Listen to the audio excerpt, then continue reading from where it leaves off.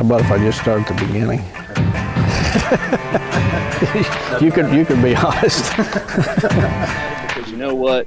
They have the sweat equity that went into that memory that they're making with their friends and family. And that's what's important with us. And that's what the I Am Real world's about. Well, that's a great question. You know, one of the best things about a spring food plot is you get a second chance if it fails.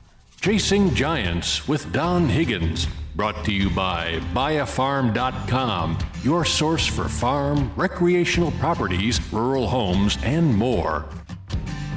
By tapping into Don's years of experience, dedication, and commitment, Chasing Giants focuses on the techniques, strategies, and dedication needed to harvest one of God's most amazing creations, world-class whitetails. Now, here is Don and co-host Terry Peer. Welcome, everyone, to Chasing Giants, brought to you by buyafarm.com. I'm Terry Peer. This is episode 55. It's only been a couple days since we were last on the air. How you doing tonight, Don? Good. How you doing, Terry? I'm good. So this has been a long episode in the works, if you will. Yeah, you've been testing these cameras for a while, and I know there's a lot of people looking forward to hearing your report. So we're not going to have a Biofarm segment on this episode. We're not going to have questions at the end. This is all going to be about the test that you did, Terry. And I guess the first question I'd have is, you know, how did you go about picking the cameras for this test? Well, you know, I was laid up with knee surgery this year, and part of my fear for hunting is that I wasn't going to be able to be in a vehicle going back and forth to Illinois a lot. And I needed to find some cameras, and I don't have a crazy unlimited budget, even though I had some money set aside for it. And it started with one of those questions like you had a couple years ago, which is, what's the warmest camouflage, or what silk? You've come on social media, and no matter who you ask, they have a different opinion. So there was a group of cameras, and it started off just a handful that everybody's saying, try this, try that, but nobody had any facts. So I kind of identified a few cameras that were getting a lot of hype that I had no prior experience with.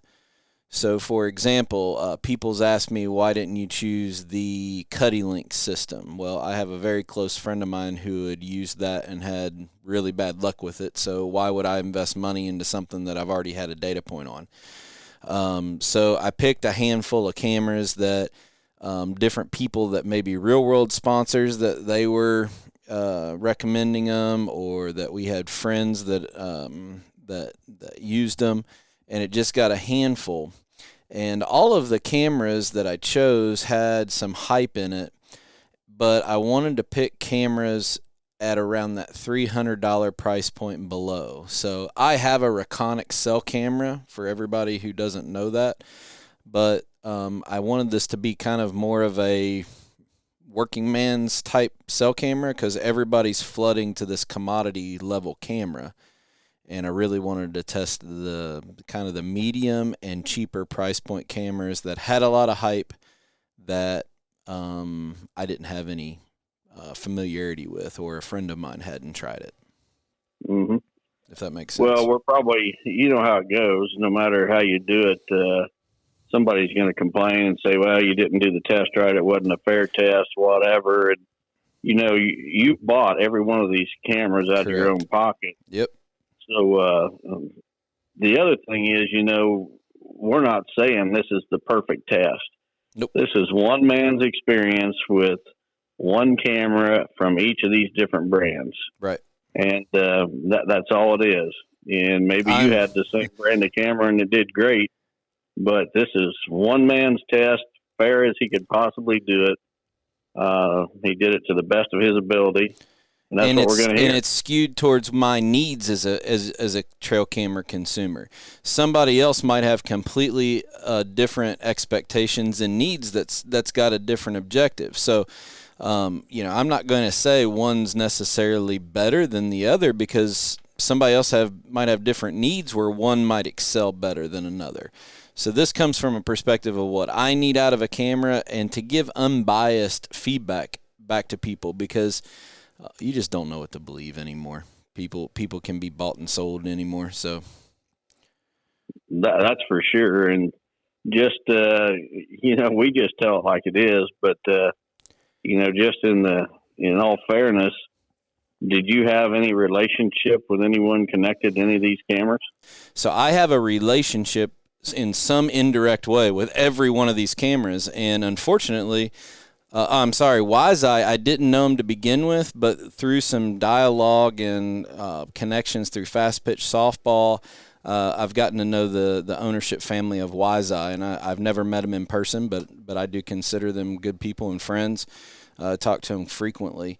So full disclosure, out of the 6 cameras we have, I consider a connection with all of them outside of Browning.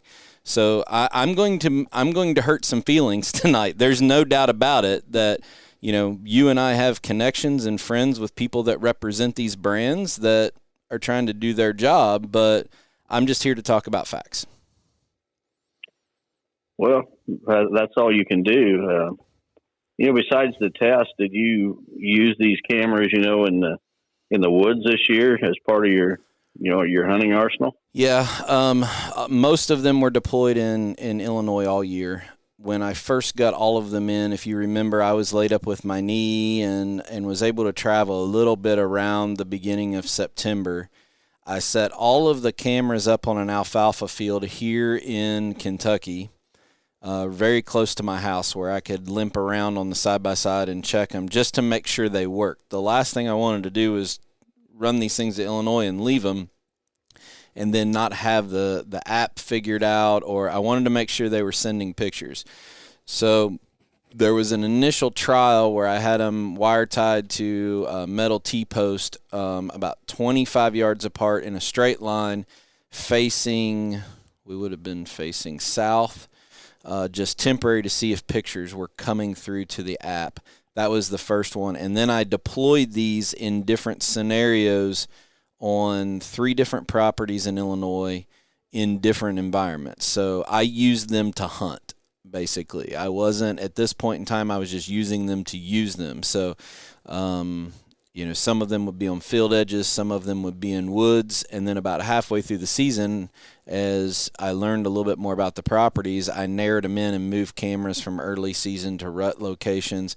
So each of the cameras had a chance to either work on a field edge or in the woods through hunting season this year. Well, that's interesting. So you gave those cameras really kind of a break-in period before you did the final test. Yeah, everything that you see online right now is pull it out of the box and let it use it and say, how does it work?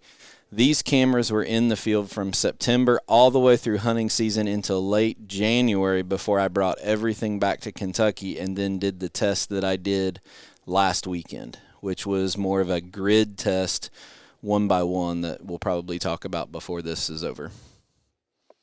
Well, that's very interesting to me because last summer I bought 12 cameras of a particular brand, and I'm not going to hijack this topic and go into those cameras because they were not cell cams. But before the summer was over for them, I had to send back for warranty work. Right. So if I would have had any of those 4 in the test, I would have said that's a junk camera.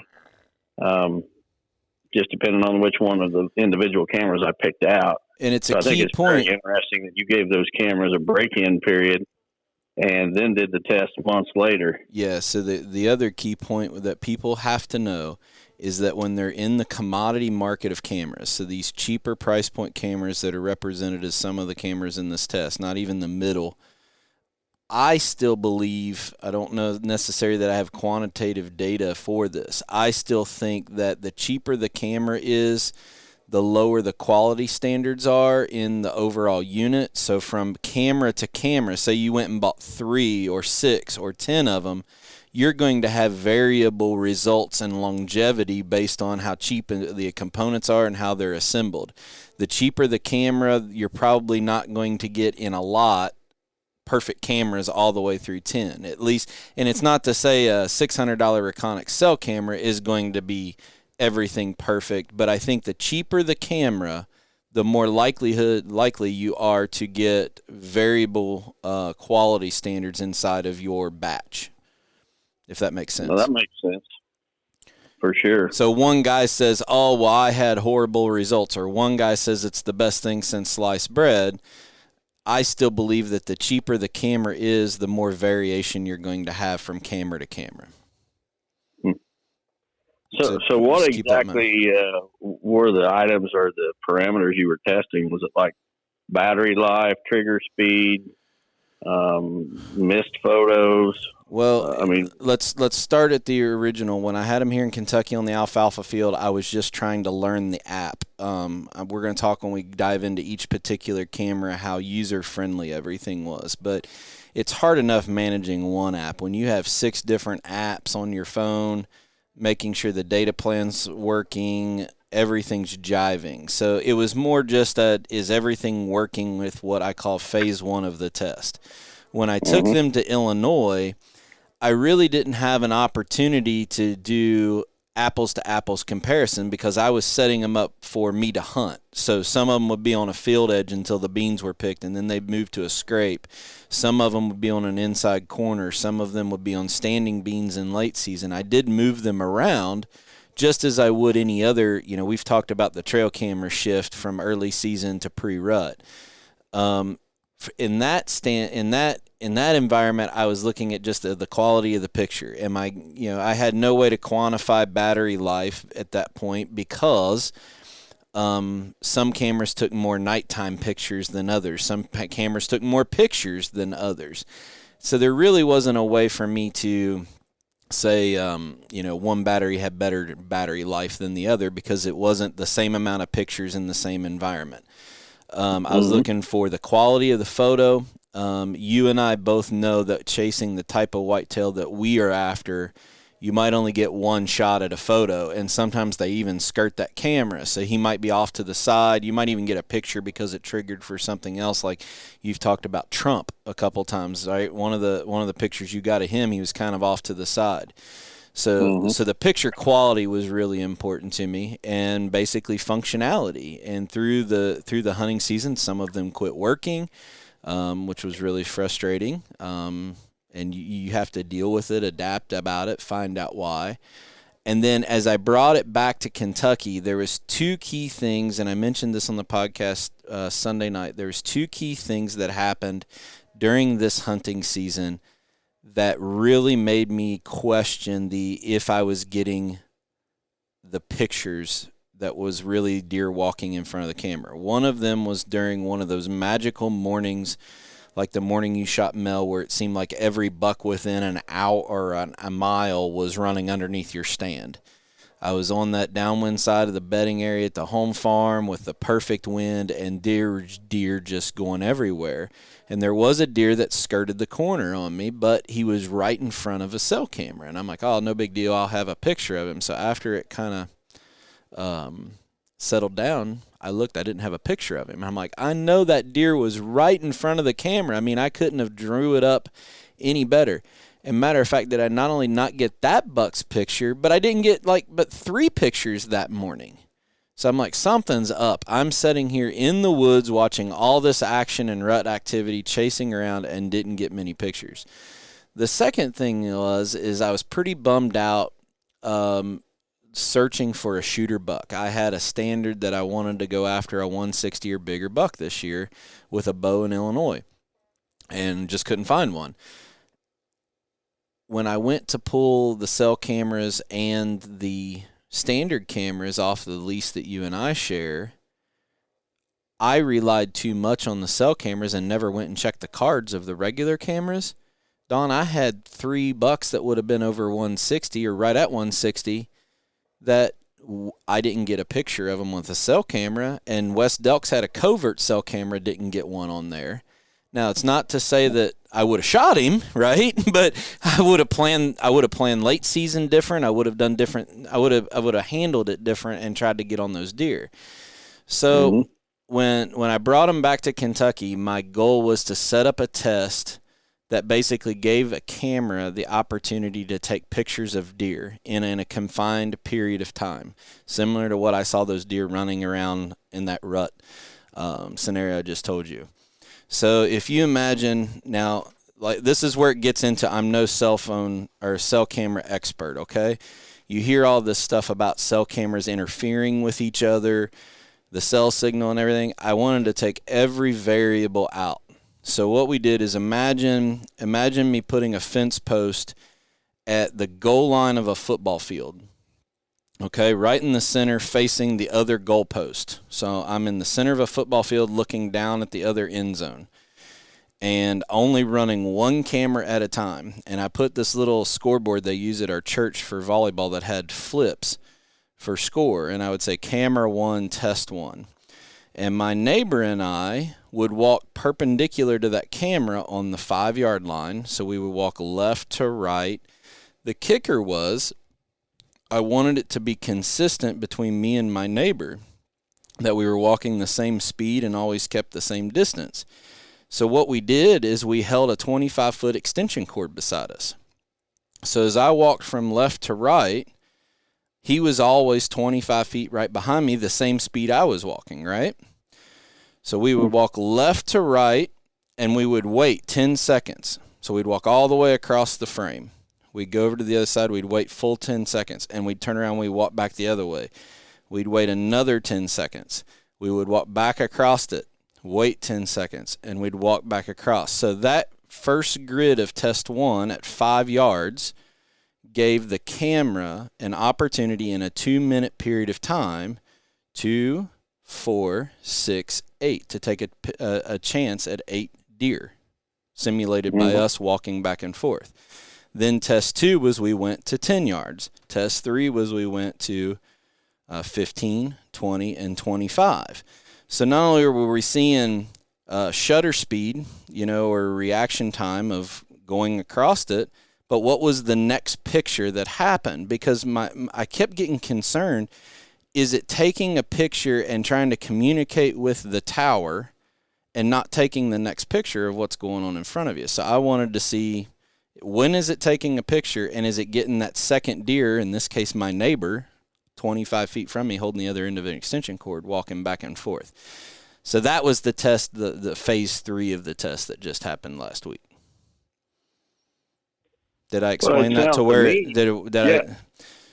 Yeah, so you was at 5, 10, 15, 20, and 25 yards. So there's 5 different distances. Yep. And you had 4 opportunities at each distance. So with 2 deer inside of each opportunity. So if we look at it, so, there's 2 deer that walk past it. We go down, back, right? Uh-huh. So if we look at it, think of it like baseball, okay? So in a daytime environment, we did that at 5, 10, 15, and 20, and 25. I had 40 deer in front of that camera in daylight, okay? Yep.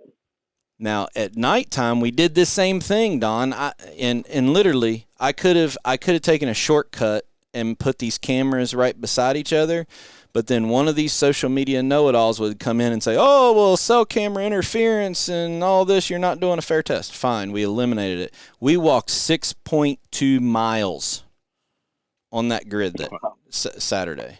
I mean, I got to take my neighbor out for dinner because he walked his tail off trying to help me do this. Well, I mean, it sounds to me like the test could not have been more fair. Yeah, so we power up one camera, we do the grid. So people are going to say, "Oh, well, you walked back and forth and confined it too much." Exactly, that's what I want to do, because in that rut situation next to that bedding area, there's deer going all over the place, right? Or think about it this way.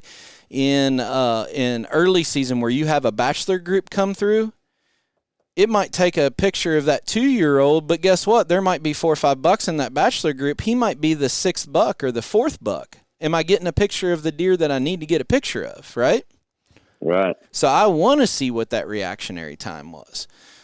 So my displeasure with the whole scenario is, out of the 6 cameras, it basically had, in the test in daytime and nighttime, You had a total chance, because I was so frustrated, Don, because I'm sitting here watching my phone, seeing what pictures come through. When I got through with the daytime, I was so disgusted because I kept thinking, how many pictures of bucks did I miss by relying on cellular technology instead of putting my trail camera in the right place and going and checking the card, that I actually shortened the nighttime test because I was sick of walking. I was mad. I'll be honest with you. I was more than mad, but just flat out disgusted at people who saw my social media post that day. I was upset because of how much I relied on the technology that just wasn't dependable enough for what my expectations were. The best camera in the scenario, and I don't even want to spend time talking about it, but the best camera in the scenario got 50% of the pictures that it could have taken in that test. So it seems to me like you're saying that from your test that cell cameras are not near as reliable as non-cell cameras. 100%. And I think that there's some things that people that are a whole lot smarter than me can maybe explain better.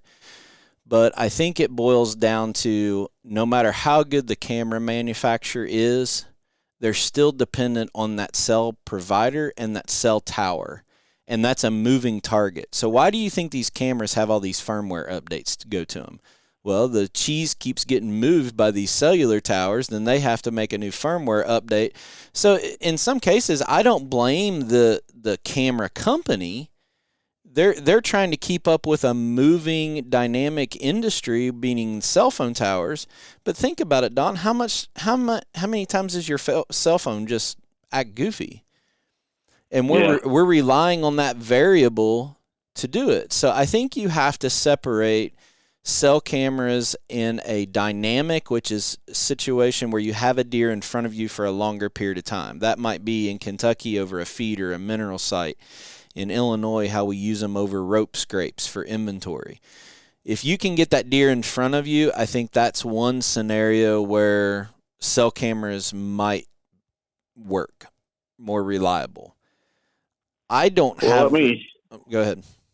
Let me throw you a curveball because you're good at doing that to me. All right. On the podcast.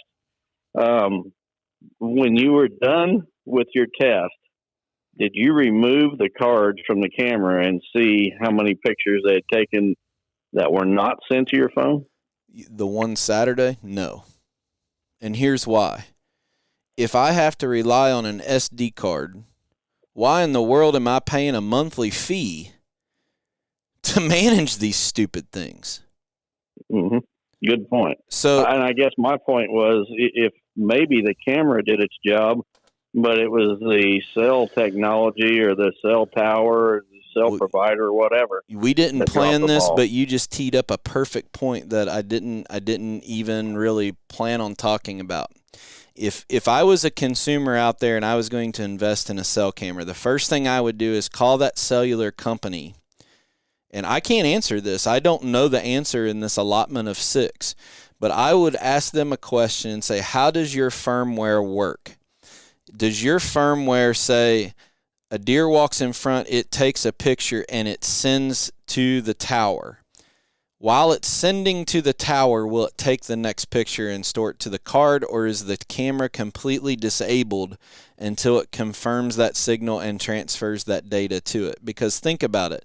There's this race for photo size. Some of these cameras advertise 14, 18 gigabyte, or you run videos.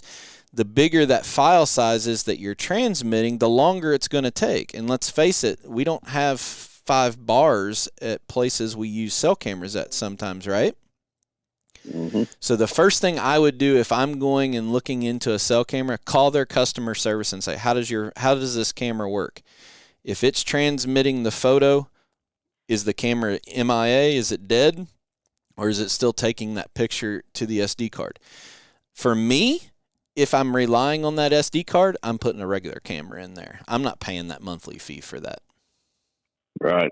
It just seems to me that, maybe your test is the results of your test are more reflection on the cell provider than they really are the camera. I think it's a valid point. I do think there's some issues and kind of things with each camera that might set them apart as far as quality. It's when people really step back and think about it, you have higher end cameras that take a really clear picture that only are transmitting or saving a 6 megapixel picture onto your SD card. And then you have cheap cameras that advertise 18 megapixel pictures onto your SD card, and they're not as clear. Do you have an idea of why that is?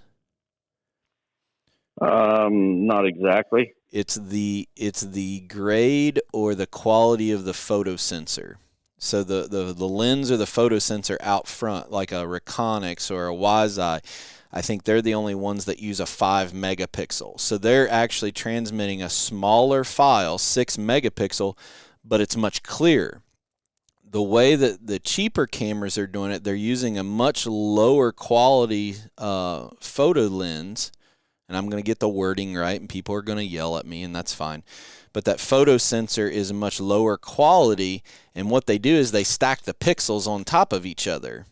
Well, stacking pixels on top of each other makes the file size bigger, but it doesn't make the picture clearer. So there's this race to the bigger photo size, but it's to make up for the poor quality components that they're putting in it. So the other thing I found through this test is bigger photo size doesn't always mean clearer picture. So keep that in mind, and that really applies for standard cameras also, not just cellular cameras. But I think that the bigger the file size is, that's more transmission time that you have an opportunity to miss a second picture, if that makes sense. So while that camera is transmitting a picture to your phone, it's during that time it is not active getting more pictures. Could be. Depends on how they write the software to the camera. So some of these cameras, and I'm not going to go out on a limb and guess, but some of these cameras would go ahead and take the second picture and it would save it to the SD card, and you just wouldn't get it because it's transmitting the one to the tower, which transmits to you. Once the tower says received, I'm all good, it should go back in and start taking another picture. But to transmit that data, so I would make this a poor analogy of, let's say I'm texting you a picture from the tree stand and I'm in a bad area, and I hit send and that little blue bar goes across my screen. Mm-hmm.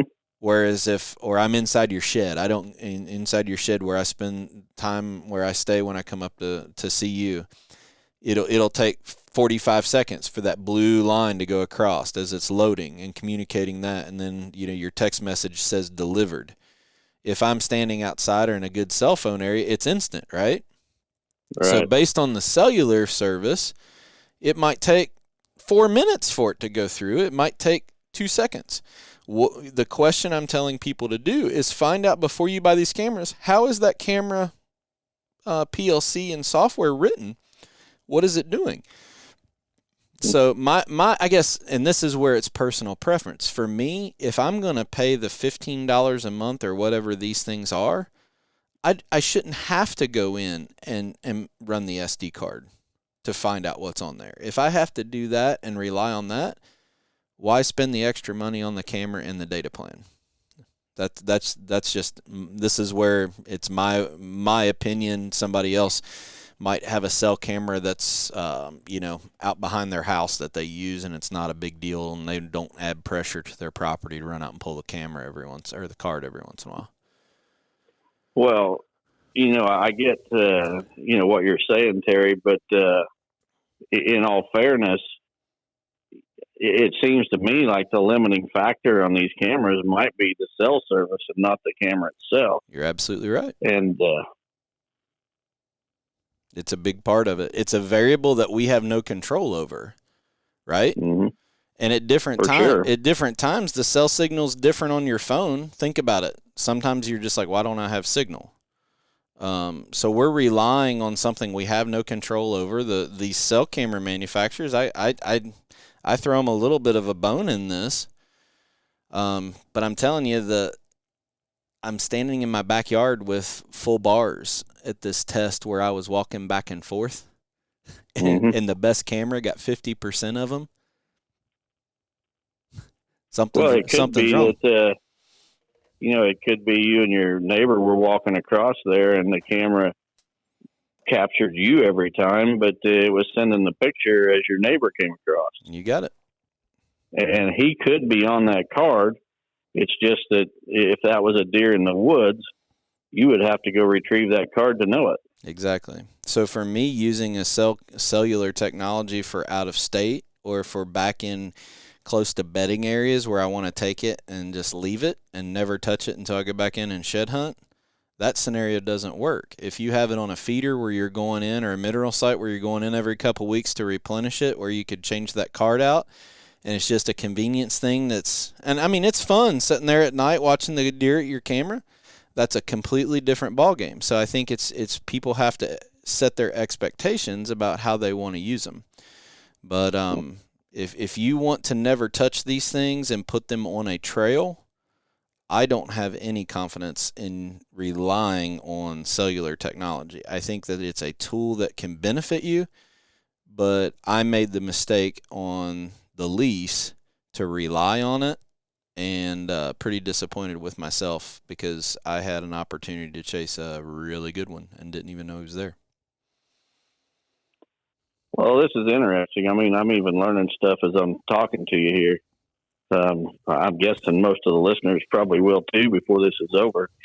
I know that non-cell cameras, you can get on the internet and ask which is the best, and there's going to be somebody stand up for every brand out there. Mm-hmm. And I know for certain that at least 75% of them I consider garbage. Right. And Garbage. Just because I know for certain they miss so many pictures. Right. So it seems to me like the cell cams are even taking it to the next level in regards to missing photos. I just don't think there's many people that, if you wanted to do your due diligence with every trail camera you have, take it out to your backyard and do some type of test like what I did with the grid. And what you're going to find is some cameras will pick up a photo up really good at 5 yards, but not good at 20. Other cameras will pick up a picture at 15, but not 5. It's too close. If somebody wanted to do their due diligence with their camera technology, you would learn that camera in your backyard, and this is for cellular or non-cellular, and then they would set up their trail camera position almost like we pick a tree for a tree stand, and say, okay, I know the sweet spot of this camera and the nighttime flash or infrared or blacklight, whatever the technology is in that camera, that sweet spot is 15 to 18 yards. So that's where I'm looking for a spot for that sweet spot of that particular camera. And I can tell you the 6 that I'm testing, that sweet spot's different with all of them. But I just don't think a lot of trail cam users go to that effort to learn their camera that depth. They take it out and put it on there, and then they have no idea what they are or are not getting. Right. And, they get one picture at daylight that looks halfway clear, and they think, man, this is great. And they have no idea what they're missing. There's one other thing that I experienced in this is that something to consider in your purchase decision is, can firmware be updated remote? So if you're a guy like us that talk about, eliminate human intrusion, the last thing we want to do is go in and check that camera. That's part of the justification for the monthly bill that these things cost. As cellular stuff changes, these cameras have to update their software. Well, if you have a problem and call their customer service, they say, update your firmware. Well, in my case, I had this situation with the Spy Point, update your software. The camera's not working. I had to drive all the way to Illinois, pick up the camera, take it back to the truck, hotspot into my laptop. Some of them you can take an SD card and upload it from an SD card. Some of them you have to plug in. But there's some of these cameras that will actually push the software update through the same cell signal from remote control. And I think that's really a really key point, that if you're taking cellular technology to the point where you don't want to go in, you're running an external battery source, so you never have to replace batteries. You got it in a spot that you don't have to go check that SD card. You want that firmware to be able to be remote loaded into that camera. Because the cellular stuff is going to continue to change, and these camera companies look how many times your iPhone asks for an update on your iPhone. It's no different. There's always software updates that they're going to be doing. Yep.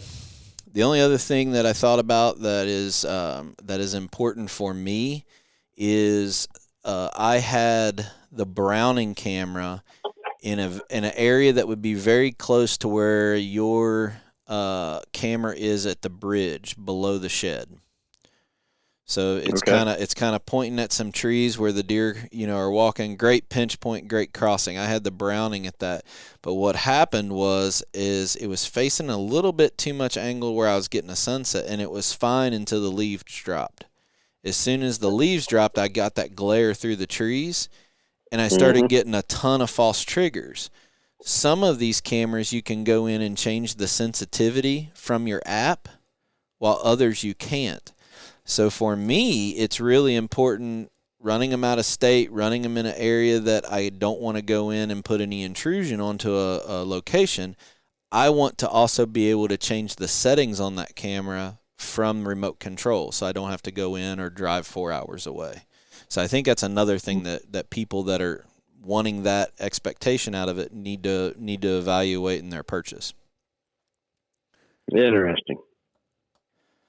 You ready to discuss the different brands? Sure, we can dive into them. Which one you want to talk about first? Oh, well, you mentioned Browning is one that you have no connection with the company whatsoever. Okay. What can you tell us about the Browning cell cam?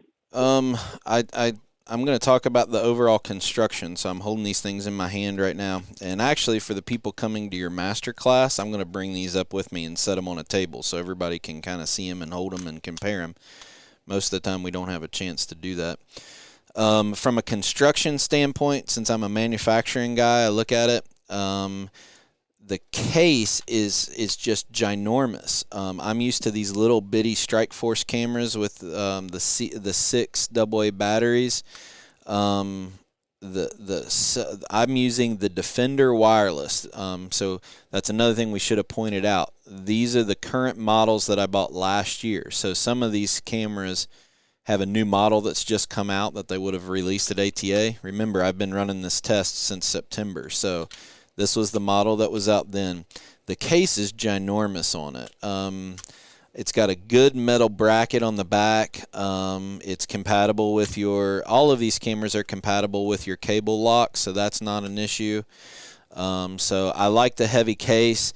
One of the things I learned is that you want the antenna on these cameras to be either really, really stout, meaning heavy duty, or they need to be breakaway, meaning it has a hinge on it, because as squirrels and raccoons and everything run up and down the tree, and birds, they actually try to stand on that antenna, and they can break them off.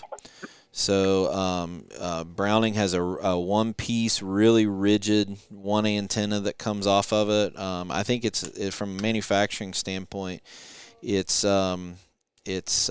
pretty well designed.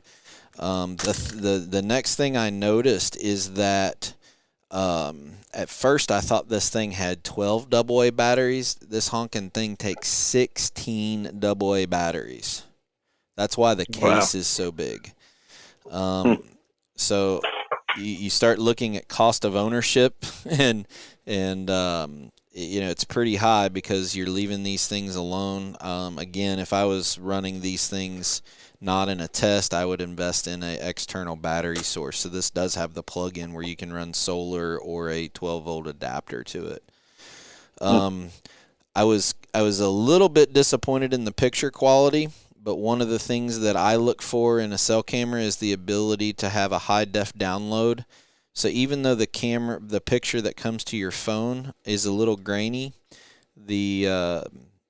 I would score it as, if I'm going to do a rating of 3 to 5 or 0 to 5, I would give the Browning a 3.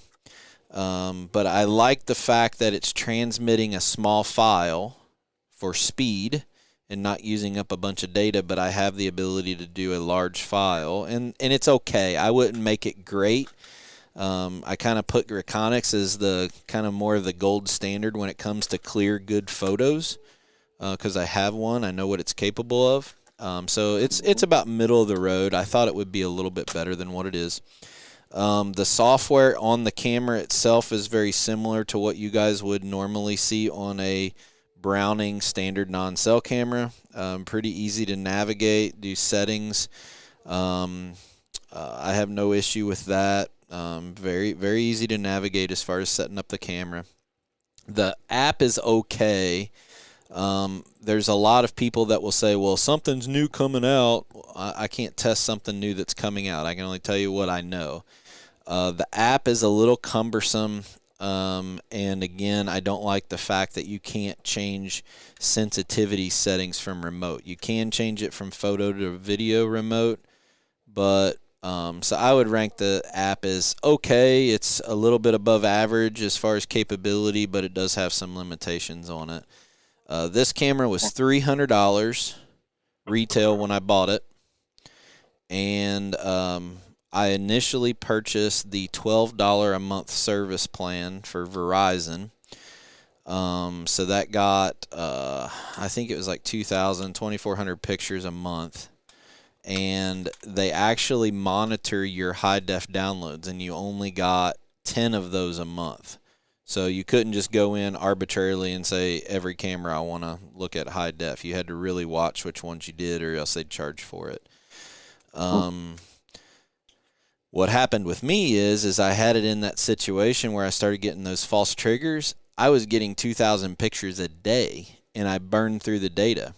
So I had to make a decision. Do I drive to Illinois and change the settings on the camera, or do I pay for the upgraded payment? And it got to where I was paying like $28 a month to handle the number of pictures, then having to sort through all the false triggers to see the deer pictures that I was there. So in my application, not being able to change that sensitivity thing, it cost me money, and it was very frustrating. Let's see. Warranty on the camera is 1 year. So I guess my overall review on this, it takes decent pictures. There is some limitations. Not being able to change that sensitivity thing is a big deal for me. I'm not going to spend any more time on it. But here's the thing. At a $300 price point, if I'm spending $300, I'm buying one of the other two cameras at that price point. This gives me the ability of cameras much cheaper. So I don't, if somebody says, Terry, I got $300 to spend on a camera, this is decent, but I think there's better buys for that price point that's a better camera and takes better pictures, if that makes sense. Yeah, that's fair enough. Did you have to deal with customer service at all? I did, and it's not Browning. It's outsourced through a different company because when my data ran out, I had to cancel a plan and use a new plan. So it was a little bit of I call customer service for Browning. Oh, that's not us. You got to call this number, and nobody could transfer me because it was a different company. Eventually, I got to the right people and got it taken care of. So I would give it like a 3 out of 5 on customer service. A little cumbersome, but if you're persistent enough, you can get to the right people. Well, fair enough. Sounds to me like it was kind of a middle-of-the-road camera. Middle-of-the-road camera, probably a little overpriced. Okay. All right. How about the Wise-Eye?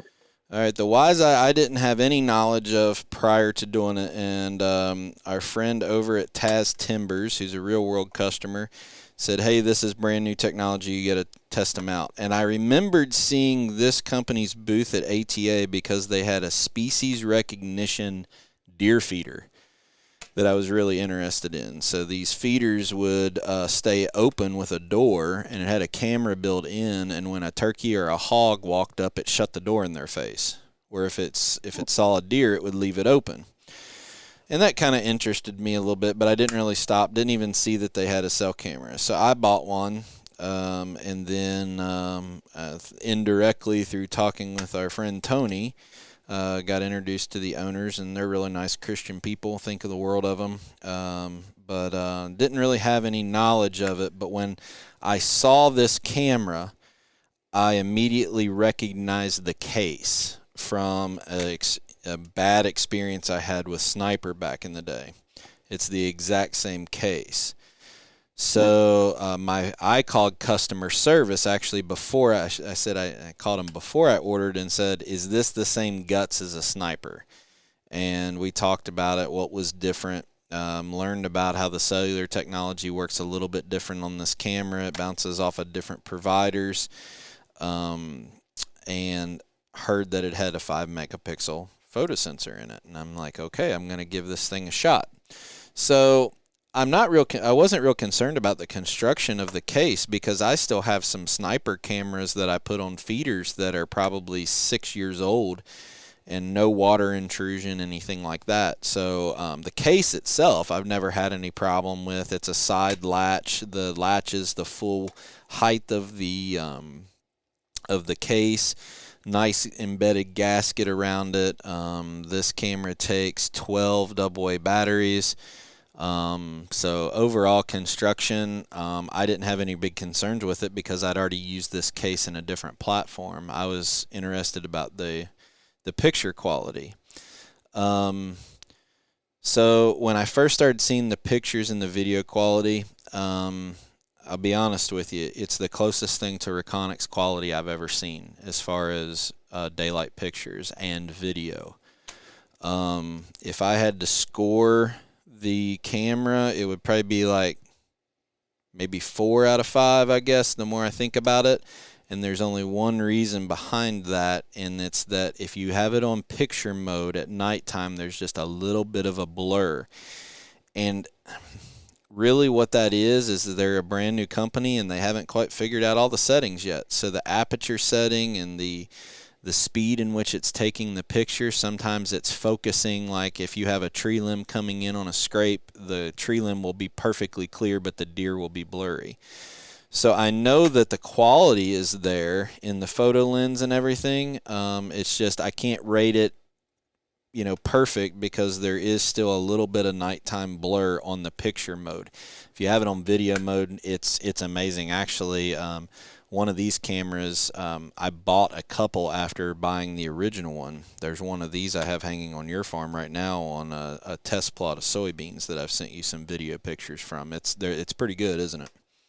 Yeah, it's really clear. So the only knock I have is right now, and to me, it's about a timing thing. If they slow the speed down, I'm not sure which way it works, but basically, if they change a setting to get rid of the nighttime blur, it will not take pictures out as far away from the camera. So it's a balance of them not going too far to one extreme or the other, where they get really blurry or they don't take pictures that are very far out, if that makes sense. Mm-hmm. Customer service, 5 out of 5. As you would expect with a family business that's trying to make it in this, all the focus is on taking care of customers. Not only that's my feedback, but the other people I know who've used them that maybe had a question or concern. My cousin Josh Kiter, who's probably listening in right now, he had a problem, called him. Question was answered immediately, moved on. So easy to access that you would expect with a small business versus getting to a subcontracted third-party company that manages it. So very high score on customer service. I fully believe that if you had a problem with this camera and they couldn't figure it out, you would probably have one shipped to you and say, send us back the other one, no questions asked. So good people that stand behind the product. Software on the camera, very easy to navigate. Actually, I think the software, I might be wrong on this, but I think the software in the camera between this and the Tacticam is actually the same software on the camera itself. Makes you almost think that the case is built in the same place. I don't know that for sure, but maybe. But no issues with there. It's really easy to set up through the Hunt Control app. And even though this thing takes really good pictures, Hunt Control is a proprietary software that the same family wrote and designed that does that species recognition that's on the feeder. So so basically you can use it to transmit your cell phone cameras too. So to put in perspective what it does for me, being able to run cameras on feeders and mineral here in Kentucky, I might get 600, 800 pictures a night, depending on what time of the year it is. I can go in and filter deer or turkey and just delete all the turkey pictures or other pictures that might be raccoons or whatever. Then I can go in and I can filter antler and only look at the buck pictures and delete all the does out. And I'm generalizing, but Don, it's pretty doggone accurate. I would say it's probably on antler to non-antler, you're probably looking at about 90% accuracy. So can you set it to only send you buck pictures? No, it uploads everything to the website that you're using an app to update, and it uploads all the pictures, but with 2 clicks of a mouse and maybe 6 seconds, I can take 2,000 pictures and only look at the bucks in literally that fast of amount of time. So you can imagine how you look at trail cameras and you just sit there and they play on your screen until you see a buck and you stop it and back up. Yeah. This one, 2 clicks of a mouse, I filter all those other pictures out, scan them real quick in a thumbnail view just to make sure there's no buck there, delete them unless I want to go through them, and only look at buck pictures. That's a big deal for me when you're looking at it. The other cool thing is you can upload SD cards from non-cell cameras on it. So let's say you have a Reconyx or a Browning or whatever. You go in and you get the GPS coordinates of where that camera is and add a new camera to Hunt Control. This is the software embedded in a website that you access on your computer. You take your SD card, stick it in your computer, and you upload it to the camera on the software. It will recognize and filter all those pictures the same way it did the camera, the photos coming in from the cell camera. So that filter tool is available for any camera. So humongous. Is it available free on their website? Or? You pay $4.99 or $5 a month for just the software. So their data plan is about $15 a month. The cell side of it's like $9 a month. The Hunt Control is $5 a month. So if you add additional cameras, they're only $10 a month. So you have like a one-time charge for the camera. So somebody today could go to Hunt Control's website and spend $5 a month and use that just as a photo management tool. So the cool thing about it is it correlates the picture and the time to a weather service. So then all of a sudden you can say, okay, here's all my buck pictures, sort them and show me the graph of movement based on wind direction or barometric pressure or temperature, wind speed. So then the guys that are going to nerd out over data and try to plot different patterns will love this. So might be something you want to look into even if you're not going to use a WiseEye camera, but they use that same camera or that software to manage the data. I think the potential inside of the Hunt Control kind of puts this camera brand at a little bit of a kind of almost an up-and-comer. They could do a lot of things in the market with a combination of that clear of picture and that software. So I pay $14.99 a month. At least that's what I paid last year. And then each additional camera was $9.99 a month. So, but yeah, you could go and just get the $4.99 software package. That's pretty cool. You haven't even seen it yet. Maybe sometime I'm up there, I'll show you. So this camera's been in business. This company's been a little over a year on the camera side. Still a lot of things that they got to work out. I know I sound critical in this test, but they have the potential to probably take over a lot of market share on the higher end camera from like a Spartan or Reconyx grade camera because the photo quality is there. I'd really like to see them dial in those settings a little bit so the nighttime blur goes away, but that's just my personal preference because I want a really clear picture. But the management tool and the video quality in daytime, I mean, it looks like portraits with some of these photos that it takes. So that's kind of my review on Wiseye. Well, hopefully they'll listen and take your advice and improve things a little bit, because it seems to me that with the camera market, both sell and non-sell cameras, the race is to the bottom and who can make the cheapest, not who can make the best. Yeah. And I think there's a real opportunity for any company that decides to get in the race to the top instead of the race to the bottom. Yeah, it's a delicate balance. You got to be in a price point for the large percentage of the market, but there's such a void at a little bit better price point, high quality camera. They have the potential to do it, and when I'm saying I'm being very critical of them. They're not perfect, but they're better than most cameras on the market already, and they've only been in business a year. I think the potential's there. It's just to see where they take the company. And with a 2-year warranty and great customer service, if you have something that ain't working right, I'm confident in it. I mean, it was so good that I bought the first one for the test, and I went back and bought a few more. So I actually am running more than one of these cameras right now. So it's that good. What I learned later, it struggled in my side-by-side test for whatever reason. It's not communicating with the tower, the cellular signal not jiving. It's just another variable. But in a dynamic set, great camera.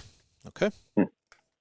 Well, the fact that you bought more tells me, something about the company. You must have a little bit of confidence in them. Yeah, I think they have. I literally think they have probably the biggest upside of anything on the market.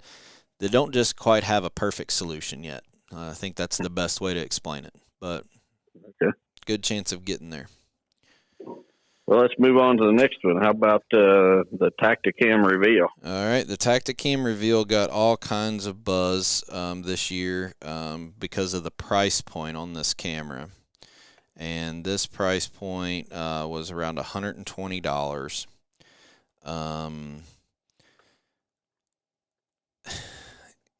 From a manufacturing standpoint, I had one big concern on it, and I'm not sure most people would notice it, but I'm holding the camera in it right now, and as I shut it and lock the side latch, and then I look at the gasket, and I've talked about this on social media a couple times, you can see when you press the door together where the door seats on, say, to visualize it, you have the one side that holds your 12 batteries and the other side that holds all the hardware for your camera with the little wire that goes between it by the hinge.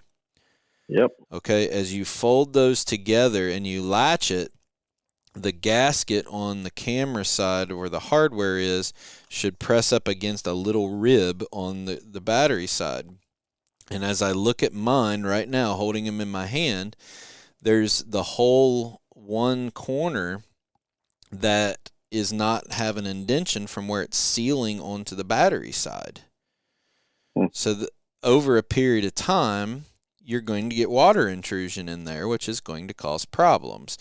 I didn't have any problems with the camera itself in the short time that I've used them. I did see a little bit of condensation at one time on the inside of the camera. I immediately took it out and got it dried off and put it back. So overall quality of construction, it makes me a little hesitant. It has one breakaway camera on it, or excuse me, antenna on it. It's kind of like one of those things, get what you pay for. Photo quality on it got a lot of hype. If you really want to be honest with it, this is the weirdest scenario camera I've ever seen. The daylight pictures struggle. The nighttime pictures are amazing for the quality or the price point of the camera. Nighttime picture quality is really good inside of a window. It doesn't do real good real far out, so I don't know that I would put it on a food plot and expect to get pictures out in a food plot very far. And daytime pictures, Don, at 18 yards, I was having trouble identifying what buck was in a picture in daylight. So it's really weird. Daylight pictures, this camera struggles, not to my standards where I would use it. Nighttime pictures, it's pretty darn good.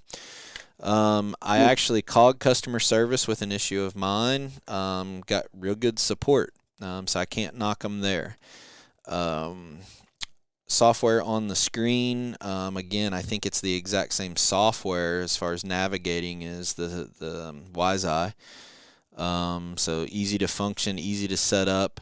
The app is probably one of the cheapest made, least functional bells and whistles app of anything in the test. That's the app on your phone. Can't do a whole lot. No high def downloads. You can control the settings of the camera pretty well, but basically it's stripped down to bare bones. You're not getting a lot for what you pay for in this.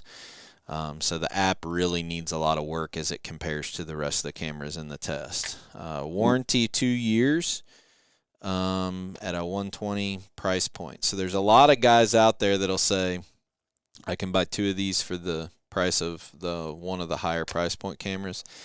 Yeah, that's true, but if you have to replace it every year for water intrusion, are you really ahead doing that? That's a question you have to make for yourself. For me, the photo quality in daytime isn't good enough, but for a lot of people it might be. And in this price point, by far it's the best camera in that lower price point. Not to bash the company, but I haven't had good luck with their other products, so that doesn't give me a lot of confidence in the quality here.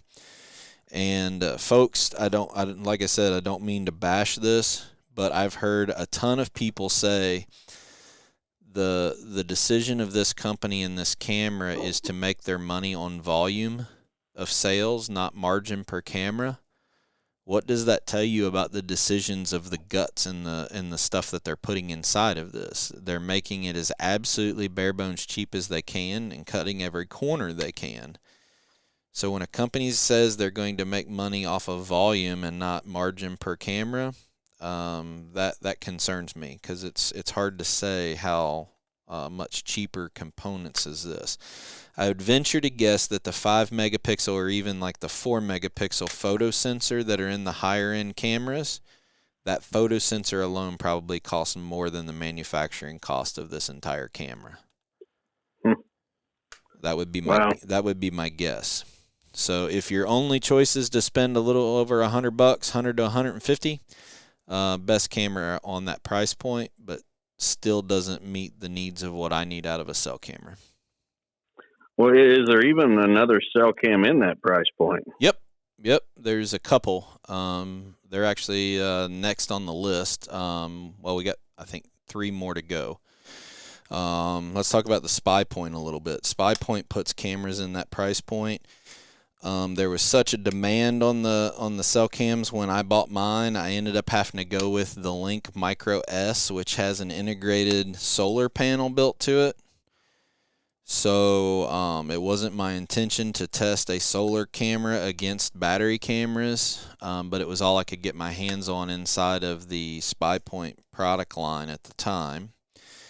So this camera, if you can figure out a way to make the cheapest case possible, this is it. I'm serious. I talked about it, the first test that I did where I used a black wire tie and went to wire tie it to a T-post. It actually ripped the back of the case apart when I tightened down the wire tie. That's how cheap the back of this thing is made. Yeah, I haven't been impressed with this thing since the beginning. I'm probably going to make some people mad here. The picture quality, overall picture quality of this camera, I would rank it as a 2 out of 5. And let me tell you, folks, I can make every camera by sharing certain pictures look really good, and I can make any camera look really bad by sharing only the bad pictures. This camera didn't give me a lot of choices to share good ones, I can tell you that. And not good pictures at all. Blurry, not clear, even the high-def downloads. More disappointing than that, their customer service is horrendous, and that's known across the industry. Just flat-out horrible customer service, whether you call, you're lucky if you get email back if you contact them that way.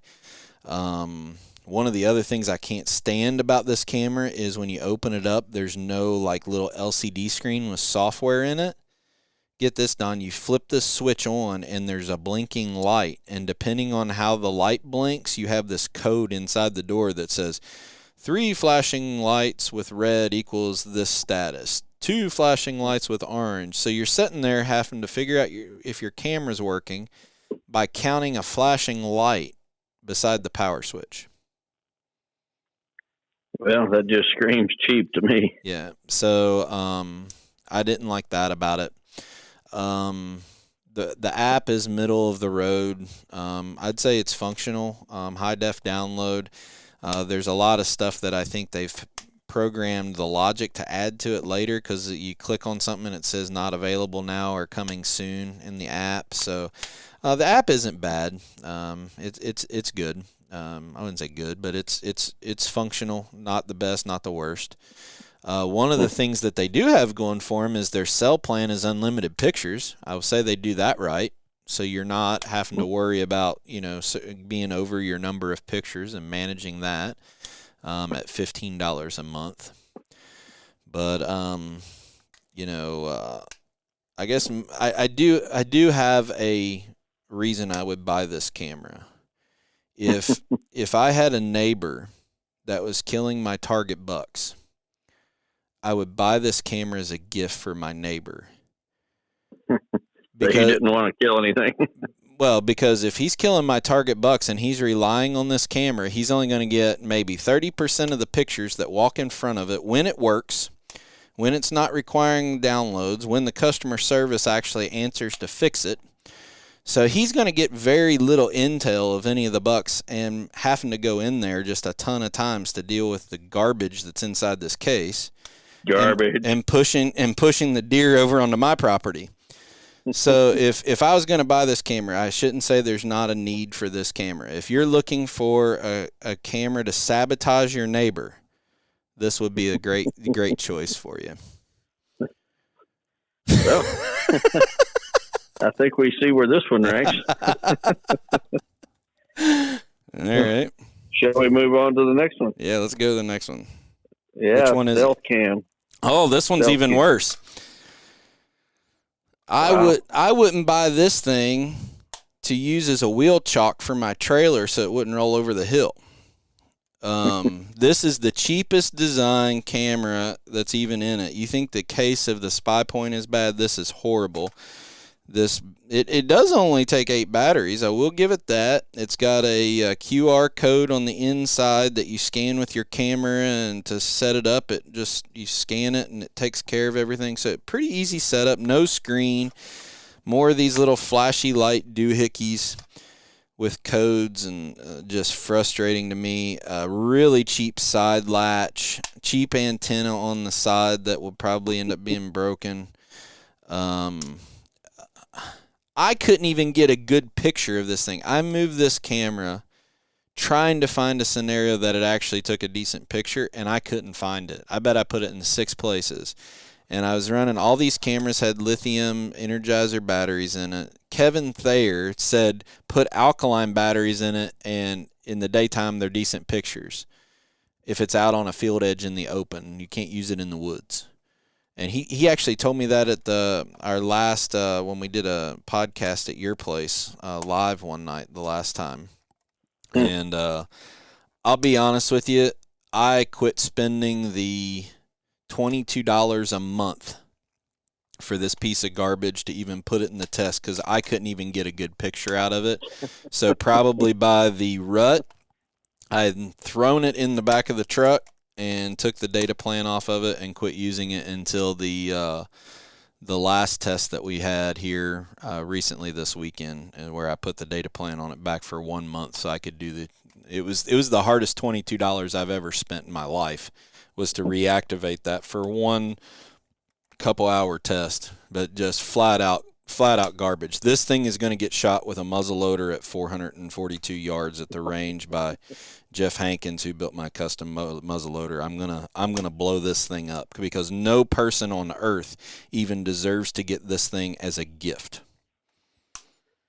Wow, I was just thinking it was a good candidate for an expandable broadhead. We could do that. Hey, you want to do that at the master class this weekend? Well, we could. If one of our attendees is listening that wants to bring their bow and a mechanical broadhead, we'll set it up and you can try to put one through this thing. It's garbage. Don't waste your money. Don't waste your friend's money. Don't waste your mother's money. Don't waste your enemy's money. Garbage. It should be an embarrassment for anybody who even tries to sell those things in a store or represent them as something capable to take a picture. Well, I'm going to put you on the spot. You like to put me on the spot? I'm going to put you on the spot, Terry. You said at the beginning that you've got connections with a lot of these different cameras. Do we have any connections with this camera? Yes, one of my good friends. So I'm not going to embarrass him, but yeah, and we've actually talked about it. So, well, you're going to have to fill me in. Yeah, yeah, I'm hurting some feelings right now, both with the last two. But well, let's move on because we only got one more, and I'll tell you, the Exodus render. I only had one cell camera out all last season. And it was an Exodus render, and honestly, I was pretty darn impressed with it. Yep, I would agree with that. For those of you who have tried the Lift 2, the Exodus render works off the same components and platform, just with a cellular module. From a design standpoint, engineering-wise, the case itself on an Exodus is better than anything on the market, because it has latches on both sides, and what that means is the door folds down. As you use a camera that's hinged on the side, whether it be just the small access door or the whole door, when you have a latch on one side, eventually the hinge side gets weak and allows water to come in, so that plastic flexes a little bit on the opposite side of the latch. So the latch is pulling it tight every time, but the hinge will start to wear and open up. So with the Exodus design having latches on both sides and then the door flipping down, the hinge is on the bottom and never a stress point. The two latches go on the side and can seal it all around. No doubt that's why they have the confidence, that and the aluminum frame on the back and the border around it, that they can put a 5-year warranty on this thing, because water intrusion and jarring of it, like when people throw it around and drop it, is probably one of the biggest harmful things to a trail camera. I mean, nobody takes their DSLR camera and throws it in the back of the truck or their backpack to haul it around. So those two things alone are probably why Exodus has the confidence to put a unprecedented 5-year warranty on these things. It has a single antenna breakaway, really rigid design, no issues there. Customer service, I've heard very few bad experiences with Exodus customer service. I maybe heard one or two over the years, but nothing bad like what I've experienced or what I experienced with the Spy Point. The software in the camera, very easy to navigate. And Exodus also does such a good job with training videos, not only for their products, but other products out on the market. But the camera, the LCD screen, navigating around, setting it up, the camera is extremely easy to set the camera up, get the cell phone working. The app to run the cellular service is a third-party company called Scout Tech, who does, I forget what other brand name they do, but they do other trail camera manufacturers through Scout Tech. I had no issues with it. When you first open it up, it's kind of odd to find like all of the settings, but there's a lot of functionality there once you learn where it's at. You can navigate it pretty quickly. High def download is amazing. Some of the pictures that I got were flat out awesome, just like I saw on the WiseEye. But the cool thing about this camera is if you're running multiple cameras, you basically pay for data. So each camera has a very small fee it's called a line fee for the camera, and then you pay for data that can be spread across multiple cameras. So let's say you have a spot on the inside corner by the Smoky Blind that gets a lot of traffic, but then you have another camera out where you shot the Joey buck, where you're not getting a ton of pictures there, right? You probably get 20 times the pictures at the Smoky Blind that you would where you shot Joey, right? Right, at least. Why would you pay $15 a month for data packages at both cameras? So what it does is it pulls up to 10 cameras together, and you buy the data that you use for all of the cameras, and you only have a small line fee for cameras. So for outfitters or hunting clubs or a bunch of buddies that go in that want to share their pictures, I think that feature alone really is a benefit to their management plan through Scout Tech. I like the idea of not kind of wasting data, if you will, on some of the cameras that are in lower traffic areas that you want to run. 5-year warranty, that's crazy. When you look at cost of ownership, you're basically guaranteed you have a new quality camera every year. It's kind of like your buddy Chris Yates at the Chevy dealer in Missouri. You're getting a brand new truck every year. If you have a problem with this camera for 5 years, you're getting a brand new camera back, or they fix it, right?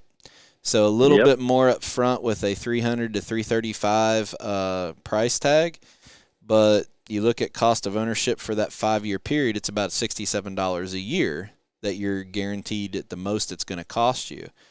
I like that about this camera. Overall review, this is probably the safest investment for anybody looking to get a camera. That 5-year warranty, the construction of it, and it takes phenomenal pictures. I don't think you can go wrong with this. I put this one probably in the worst place that I could have put one, because I don't want to say I had bias, but I had experience with the camera and the Lift 2, so I put it in probably the toughest challenge to start the year off and did phenomenal. I will own more of these cameras. I think they're great, not only in the cellular but the non-cellular camera platform.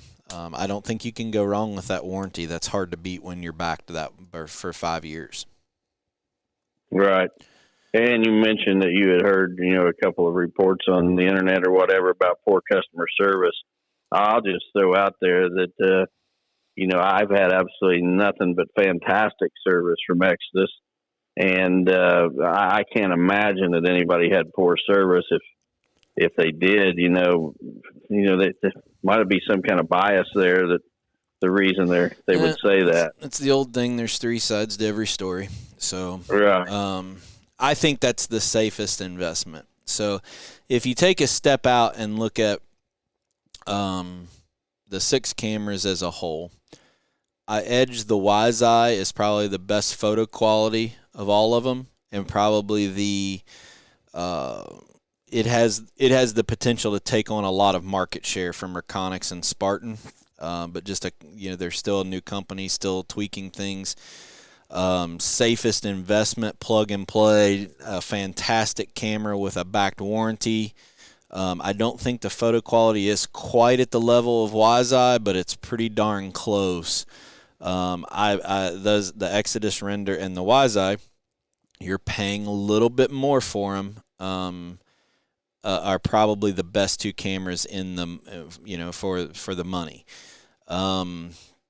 If I'm not spending the $300 price point, I'm going with the Tacticam. There is no reason on earth that anyone should ever consider buying, in my opinion, a Spy Point or a Stealth Cam at whatever price point you can get them. If you're wanting the cheapest decent camera you should get, the Tacticam Reveal blows those 2 out of the water. The Browning camera, it's probably in between the 2 from a capability standpoint. I just think there's a better alternative for the price. Well, that's fair enough. So it's Exodus Render and WiseEye. If you want the best quality camera, best quality picture, that's. Put it this way, the only thing negative that I noticed with the Exodus camera, and you want to talk about being picky, is in the late summer when we have a real heavy dew or a fog in the morning, and I had all these cameras on the same fence row, just 25 yards apart. I noticed that you get a little moisture from the dew on the lens in the first of the morning until the dew burns off. It would take about a half hour longer for it to come off of the render, and I think it's just the profile of the plastic around the lens where it protects it maybe shielded the sunlight a little bit from where it was setting. And if that's how picky I got to get to say the only thing I noticed with the camera, it's a pretty doggone good camera. But, people just have to understand what their expectations are, what they need out of a camera, and what their price point is. I think all of them are getting to the point that you're around the $15 to $20 a month in data plans. And how you're going to use the camera and what you want to do with it is really what sets your goals. But if it's me, even though I could buy 2 reveals for every Exodus or Wiseye, I'm buying an Exodus or Wiseye every time, getting the quality of picture that I want, the good software, the ability to manage the photos better, and not having to worry about, do I have to replace it next year? So, moving forward, are you still going to be using cell cams? As you've pretty much, made us aware that technology is not something you can really count on. Well, I'm sure that every cell camera out there that's going to contact me, or a representative that's going to contact me and say, well, did you upload new firmware, and did you do this, and did you do this? For me personally, this is my personal opinion, I don't think that the cellular technology is there enough to where I rely on it as my only scouting tool. In other words, I'm not going to only have these on a farm and rely on that data coming to me to make decisions on what bucks are there that year and what bucks I'm trying to get pictures of for next year. Because some of the time, these bucks that we're looking for, and we look at yearly patterns, we might only have 1 or 2 shots at it, right? For sure. So I don't think it's reliable enough to have that as my only means. Are there certain situations in a dynamic standpoint that it can help me? Yes, and I still will use them. I'm not going to run multiple brands. I might run 1 or 2 with Exodus and Wiseye from this point forward. But I'm not going to run 6 different brands. That's so hard to manage. I don't recommend anybody doing that. Try to find a brand that is in the price point for you and stick with it, so you only have 1 app and 1 bill every month. It was very exciting to cancel all of these monthly payments that I've been paying since August or September. But I will still use them. But this spring, I'm also going to, this has taught me a lesson not only for cell cameras, but my standard cameras. I'm going to do similar tests in my backyard, walking in front of these cameras and gridding them, and then checking the SD cards and understanding the sweet spot of all of these cameras, my Reconics, my Brownings, my Exodus, my Wiseyes, so that when I'm setting up a trail camera spot this late this summer, it's like picking out a tree stand. You're picking the right location based on the field of view and the sweet spot of where that camera is going to have its best performance at, and that's going to be different from brand to brand. Well, good stuff. I'm sure that the internet experts are going to come out now and let you know what you did wrong and defend the cameras that you didn't like, but. Yeah. It's not a debate, people. I'm not debating it. I'm probably, with all due respect, if somebody asks me a question, I'm going to give them this link of the podcast, and the last thing I want to do is talk cell cameras anymore. This is probably the worst mistake I ever made. I hope people appreciate the investment that I made, that I'll never recoup the cost out of this to try to help.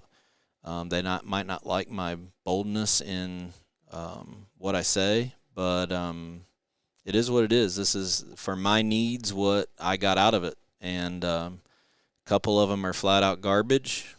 One of them's okay based on the price point, but if you can save up a little bit of money, I think you can get a whole lot of performance out of a $300 camera. Well, that pretty much wraps it up, doesn't it? I hope so, because we're an hour and 20 minutes in, so a lot of information to go for. But I appreciate the support everybody's given me with this. Got a lot of kind words for it. Like I said, it all started as I was laid up and couldn't really help with the podcast or the YouTube channel, and thought this was a way I could add value while I was laid up and recovering from knee surgery. So I hope that the information that's in this podcast helps somebody make a decision for themselves. Yeah, for sure. Well, I appreciate what you did. I know I'm not going to be buying any stealth cams. If you need a wheel chock for your trailer, well, or a well, I'm I pulling. don't shoot expandable broadhead, so I don't need a target for my expandable broadhead. Well, I'm pulling your gooseneck back from Illinois on Sunday, so we might need to keep this thing intact because we might need a wheel chock. How big's your gooseneck? 20 what? 30. It's 30 foot. 30 foot tandem. So, yeah, I might need a wheel chock if we go to unhook it. Well, you'll have one. You'll have two, actually. All right. Well, that's all I got. Like I said, thanks for everybody's support. I'm not debating this. I don't want to be as nasty as say go pound salt if you don't agree with me. Again, it's just my opinion. You don't have to agree with it. Make the best decision for what your needs are. With that, I'm done. I'm done with cell camera tests. All right. Well, why don't you take us out with it? Why don't you take us out with our sponsors? Thanks, everybody. Okay. We want to thank our sponsors, BuyAFarm.com, Lone Wolf Tree Stands, Real World Wildlife Products, Vortex Optics, 360 Hunting Blinds, Farming, Wildlife Farming, Vengeance Camo, and Quiet Cat Bikes. Tune in next week, everyone, for the next episode.